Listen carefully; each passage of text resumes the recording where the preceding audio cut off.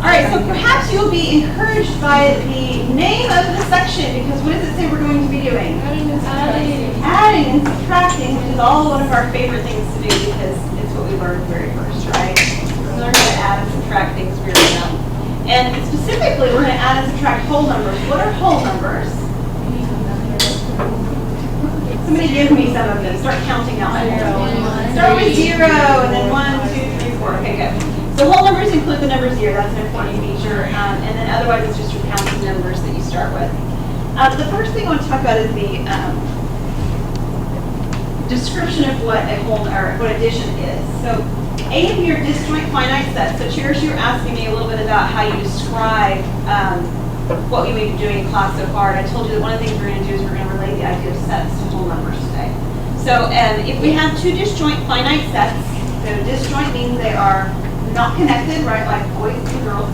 And then finite means that they actually have a specific number that we can assign to them. They may be very large. I could have 1 million of this over here, and I could have 555,000 over here. So they can be really big, but they're finite. Okay.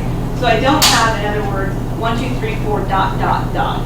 That's not the set that I'm talking about. Make sense? Okay. So finite set. So if n of A is the number of items in this one set over here, this is my description of boys, and n of B is the number of items B over here, which is the number of girls, then when we talk about A plus B, what we mean is we actually mean the number of items in the union.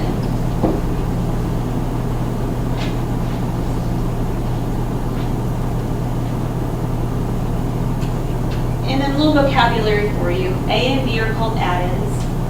And A plus B is called the sum, which is, you've heard that before, but just a reminder. Okay. So the first example I want us to take a look at is kind of a type C question, right, from your book. So give an example to show why in the definition of addition, A and B must be disjoint. And the way we're going to do that is we're going to create a set A and create a set B that are not disjoint. So what does it mean to be disjoint? Separated, they don't overlap, right? So if I want to create two sets that are not disjoint, what do? You could do a Venn diagram. I'm going to do it in terms of sets. I'm going to actually list out some numbers or letters or something. So they have to overlap though, right? That's the sort of the opposite of being disjoint, is that they have to overlap. So let's say that my set A is 1, 2, and 3. Okay? And let's say that set B, which has to overlap it, also includes 2. And let's say it's 2, 4, 6, 8. Something like that. Then, according to the way that we've described everything above, n of A is what? 3. Remember that notation? It means the number of items, cardinality, the number of items in the set. There are 3. How many items are in B? What's n of B? 4. All right, but let's do a little bit of a set operation. What is A union B? 1, 2, 3, 4, 6, 8. And what is the number of items in A union B? 6. And in particular, 6 does not equal 7. Which is what we would have gotten if we would have added the individual sets together. So this is an example that shows why they have to be disjoint. I created 2 of them that weren't disjoint, and I showed the formula, right, that A plus B does not equal n of A union B. And in particular, we saw this formula before, a formula like this, and it said the following. It said n of A union B is n of A plus n of B minus n of A intersect B. Do you guys remember that formula? We worked with it, we did Venn diagrams. And we talked about what that was doing was taking out the overlap. So when we add 2 sets together, if they overlap, the overlap got counted twice.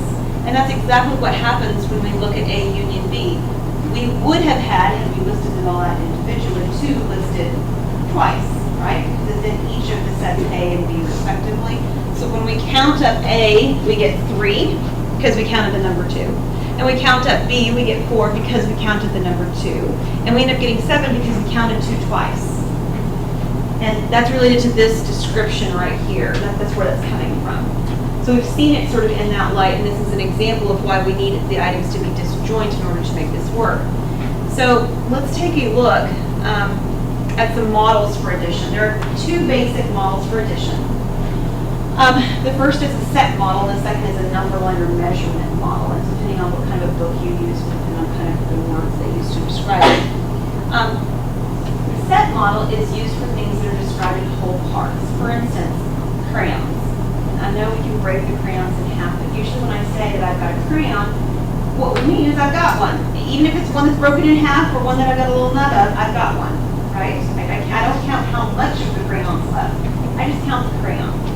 We were talking about balls, or you know, the balls in the kids' story, should have Chuck E. Cheese, or those foam balls or whatever, kind of stuff. We don't cut the ball in half and say I've got half a ball. Half a ball's not going to do me any good. Right? We count it as a whole item. So whenever we're talking about sets, we're talking about whole items. We're talking about something that we don't cut in half and talk about in that way. Not necessarily because it can't be talked about that way, but because that's not how we talk about it, right? Kind of like the crayons. So a set model would look something like this. Liz has 3 blue crayons and 2 red crayons. If she combines all the crayons, how many crayons does she have? Now notice, inherent in what this is describing is that I have 2 items that are defined in such a way that they don't overlap. I have red crayons and I have blue crayons. I don't have a purple crayon, i.e. red and blue mix, right? I don't have that. There isn't any overlap. It's one or the other. So they are disjoint, just like the description on the previous slide said, disjoint. So the picture form for what this is doing, and I'll use my blue and my red, but you can draw it otherwise, is that I have 3 blue crayons. There's my 3 blue crayons. I know I'm an excellent artist, so there's my 3 blue crayons. And here's my 2 red crayons. Again, you don't have to have colors. But here is one set, and here's another set, and both of these combine together to make a set that has, and I'll just draw them discreetly because the question is really not how many colors I have, but how many. And I now have 5 in it. This is a picture form. This is what children do with manipulatives when they first learn to count, right? So one of the things we do with my son is we pay our kids money for doing chores around the house. Your parents probably did something similar, right? And there's more than one sort of aspect of what's going on there. One of the aspects is that it's helping him learn to count, right? So when I give him dollar bills or when I give him quarters, he has to count it, and we work with that. And it's got other aspects as well. It's sort of things about learning to tithe and learning to give. We've got aspects of learning to save and spend wisely and those kinds of things. But the aspect related here is he's learning to count things. And how does he count 5 quarters here and 3 quarters here? Well, he pushes all the quarters together and counts. And this becomes a little tricky for children because they just want to count everything as one, and of course dimes and quarters and nickels all look different, okay? He's not there yet. My daughter is. She counts differently. But we're counting coins, we're counting in that way. So this is a set model, okay? Measurement's a little different. Measurement, you should be thinking sort of a number line approach, okay? Whenever we're working with a measurement model, we're working with something that makes sense to talk about it in portions. So we can talk about feet of wood. Now, we're not talking about half feet because right now we're working with whole numbers. But our imagination is I could cut that in half and I would still talk about it and it would make sense. Make sense for you? And we don't cut the crayons in half and talk about whether I have 2 crayons or 1 crayon now. That's not how we think about them. But if we were talking about a piece of wood, that would make sense. Your book gives an example of ribbon, right? So you take the piece of ribbon, if you cut the piece of ribbon in half, something would be different. So the picture form of what's happening here is exactly a number line picture. So you have a number line, and we're starting at 0 because we're working with whole numbers. We have our 4 feet of wood, so 1, 2, 3, 4. And so you can use a different color, or one of the things you can do as well is you can draw it sort of above the line so you can see it. Because if you just draw it in pencil on top of pencil, you can't see anything, right? But this is the number 4 from a number line perspective, the distance, right? And then we can talk about adding 3 to that. So we're sort of putting the pieces end to end. So 1, 2, 3. And then, so watch the this up here. This is 4. And then this piece up here is my other 3 feet of aluminum. And where I end up is at 7, thank you. So just 7 down here. See, it wouldn't make sense to draw this picture about crayons, right? We don't line the crayons up and count them in terms of a distance. That sort of doesn't make sense to us. So everything that we count falls in one of these two categories. We talk about them in terms of sets, items that we count because we physically pick them up and count them, or we talk about them in terms of something to measure, and we can lay them down back to back to measure them. Okay? Are we all good? Okay.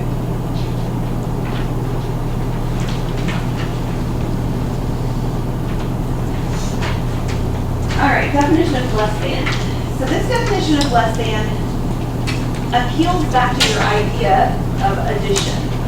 So if we have two numbers A and B, and A is less than B, and of course we write that A with the symbol less than B, this is true if and only if there's a number K, so that when I add it to A, I get back B. Okay? So let me write a number down so I can talk about what so I can show you what I'm talking about. For instance, 4 is less than 8. Why? Well, it's less than 8 because if I were to put in a blank spot here,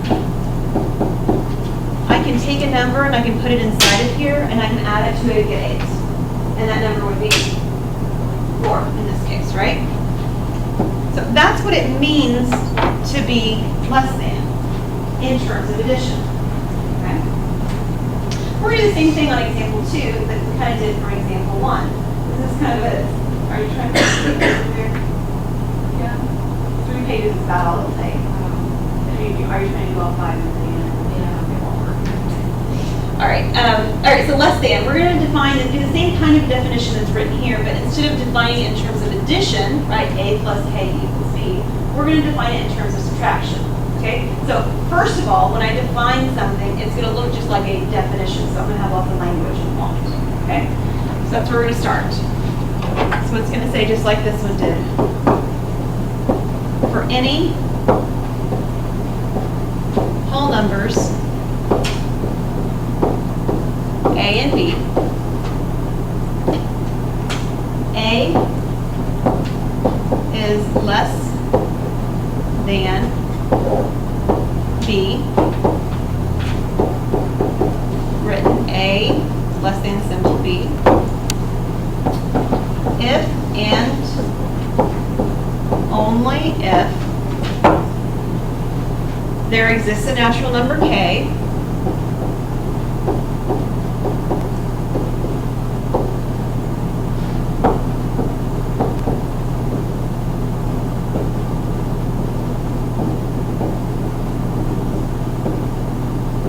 such that, okay, so everything's the same until we get to this piece right here.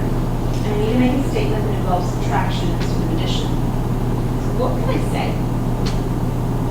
It relates A and B, subtraction, and a number K.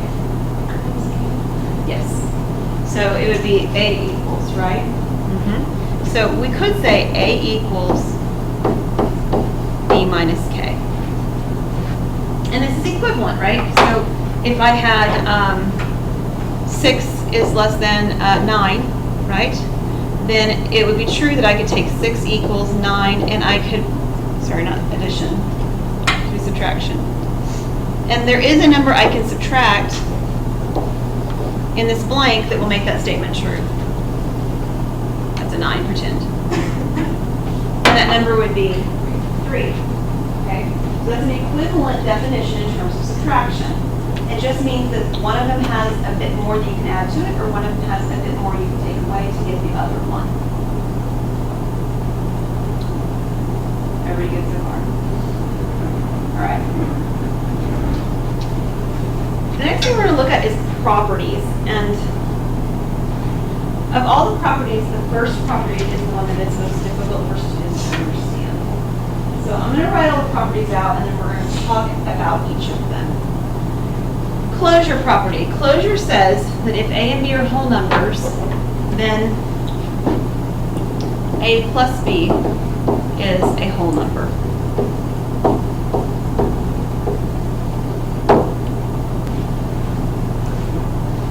Community property says if A and B are whole numbers, then A plus B equals B plus A. The associative property has an error in the description. It should say A, B, and C. I need 3 of them. A, B, and C are whole numbers. Then A plus B plus C equals A plus B plus C. So the parentheses sort of look like they're in a different spot. And then the identity property says there is a unique whole number 0 called the additive identity, such that for any whole number A plus 0 equals 0 plus A equals A.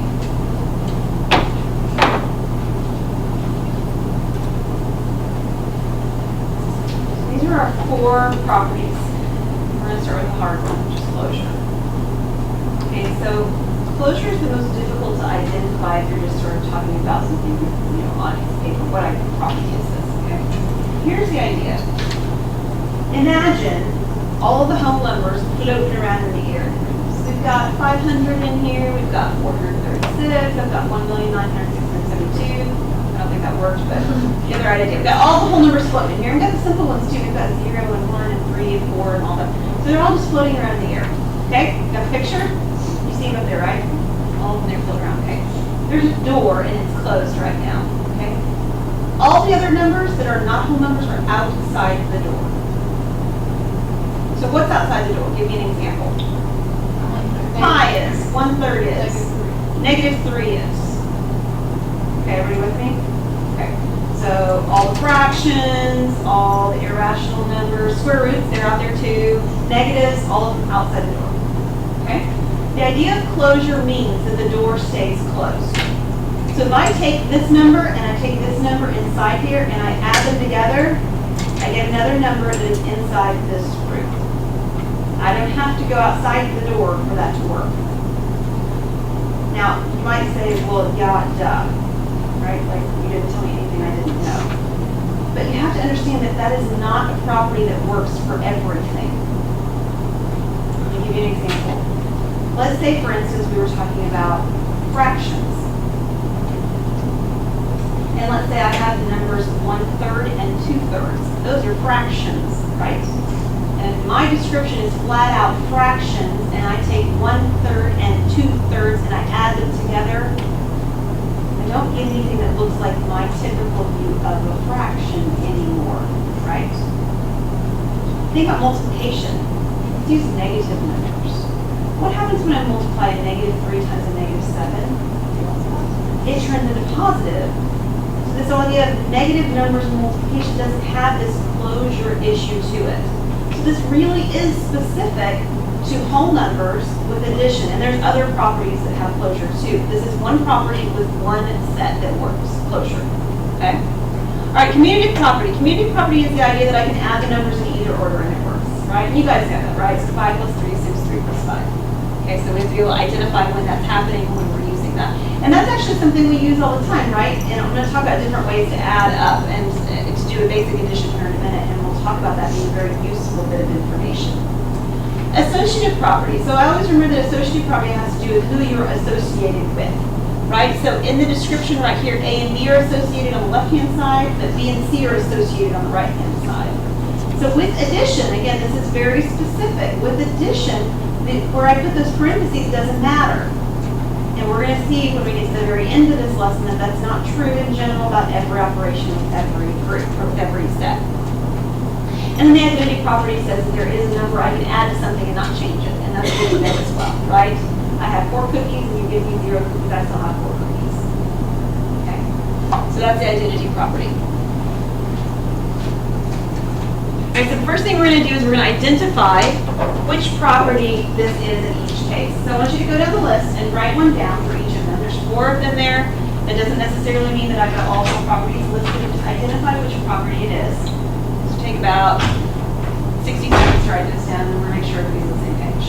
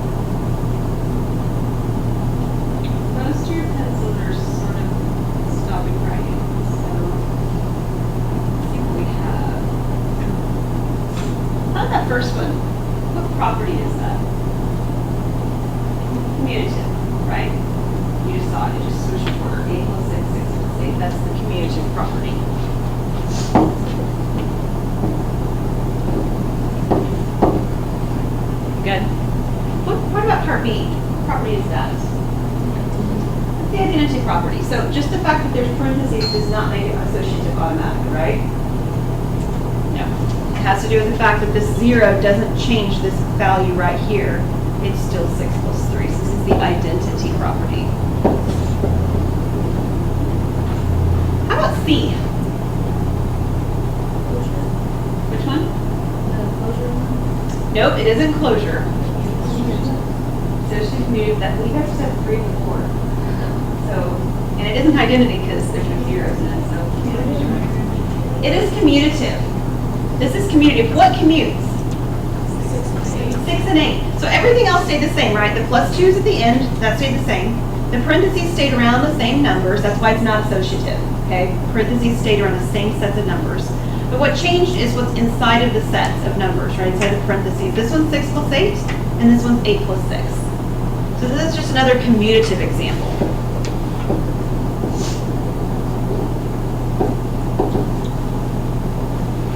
And the last one? That is associative because the numbers inside the set of parentheses are different, right? This one's 5 plus 3 inside the parentheses, and then I've got the plus 2 outside. This one's 3 plus 2 inside the parentheses with the plus 5 outside. So this one is the associative property.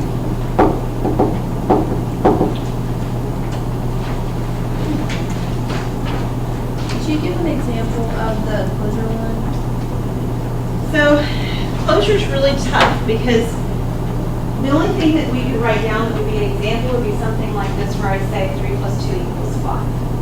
So 3 plus 2, 3 and 2 are both whole numbers, so it equals another whole number 5. It's not really obvious that there's a property there. You sort of think about it and you say, well, that's just basic adding, right?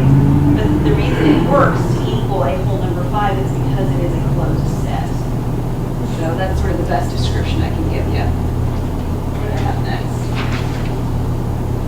Okay, let's just do this real quick because this is where I wanted to talk about the different properties being helpful.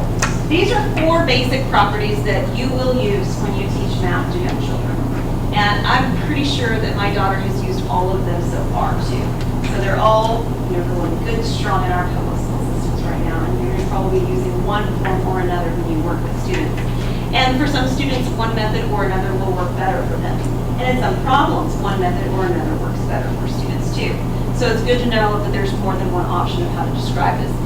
Counting on is the idea of starting with a lower value and counting up to a higher value. So if you were doing, these are basic addition, subtraction kind of facts. And so this one's sort of a subtraction issue, right? So if you were to start with, if you had 10 minus 6, you can start with a lower value 6, and you can count up to 10, right? Start with 6, you go to 10, you count up. 6, 7, 8, 9, 10, so it's 4. Okay, it's counting up, we're counting on. Doubles is a really good one. So if you have addition, so I know this is addition and subtraction facts are the same kind of facts. Doubles is the idea that if you have something like 3 plus 3 equals 6, so a lot of times, in fact, I thought it was very interesting that this was actually something that was specifically taught to my daughter. She was taught all of her doubles. She knows what 3 plus 3, 4 plus 4, and 5 plus. She learned all of those before she learned just basic addition facts. She learned the doubles. And the reason is because if you have something that she called it a near double, perhaps you've heard that language before as well, something that's nearly a double, like 3 plus 4, it is nearly a double, right? It's nearly 3 plus 3. And she knows 3 plus 3, 3 plus 3 is 6. And all she's got to do is add one more on to the end of it after she's done the double part of it. Okay? Again, you don't have to like the methods. Okay? So if it's not a method that speaks to you, that's okay. It doesn't necessarily mean that it's not a method that might speak to one of your students and really resonate with them and help them out. Making 10 is another one, and here's an example of this one. So they've been doing this one recently in class, and my husband thinks this is the dumbest thing ever. It doesn't make any sense why you would want to do this to him. He can't seem to reason why this would be a productive thing. But the reason is because we don't always think the same way as somebody else we're talking to, right? So we have different methods for them. So for example, if you worked with 8 plus 6, you might recognize that, well, 8's almost 10. So I can sort of break the number 6 apart into the numbers 2 and 4. And I can take the 8 and the 2, which I know is 10, and then I can just add the 4 on after that. Another book that I've used before calls this the breaking apart method. It breaks them apart into pieces that make sense. Did you use this method before, Caitlin? It's not like just breaking it, but it'd be like 8 plus 2 plus 6 plus 4 plus like 7. lot of Six them. and 4 will be 10, then 8 to be 10, then each together. Yes, and when they do that, they often will call that compatible numbers that kind of conveniently or nicely work together. And you're working for them to add to something nice, right? I mean, you have to be recognized that they add to something clean. So making 10 is one of these methods. And the last one is counting back, which is equivalent to counting on. But you just go backwards, right? So if I have 15 minus 6, then I would start from 15 and I would count backwards till I get to 6. And a lot of times children use their hands when they do this, right? When the numbers are really close together. So counting backwards is another method for finding addition and subtraction. I don't think there's any specific problems in your work that relate to these concepts, but I want you to be aware of them. Because you will go out, you will do student teaching or observations or whatever, and you're going to be like, oh, that was that thing that I saw that time, right? And you're going to be recognizing the fact that things are not like they were when you guys were in 1st through 5th grade. Things are taught differently, and we have to sort of evolve with the times of how the teaching is, because the reason it's taught differently is because the teaching that happened before didn't hit us all. It didn't make sense to everybody, and so other methods are needed for that. Okay? Have a great couple days. I'll see you all on Friday. Please start your homework.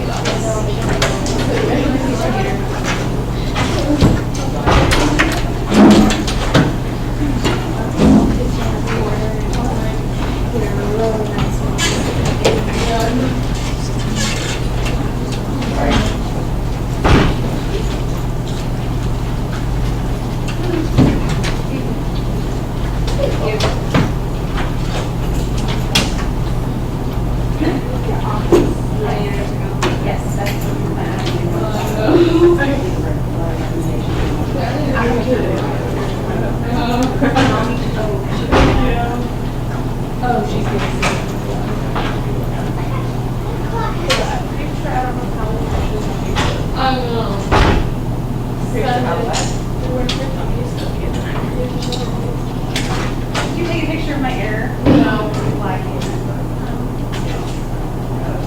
It's not the first error, it's the last. You mean you're not perfect? No, it's just not right now. No, I just made a joke. She posted on my wall. Yeah, I did. Okay, first I'm not prepared to think of Cody make fun of her every day for You're just jealous of me texting and being on Facebook, so I decided I would just let you know what I was like. Gotcha.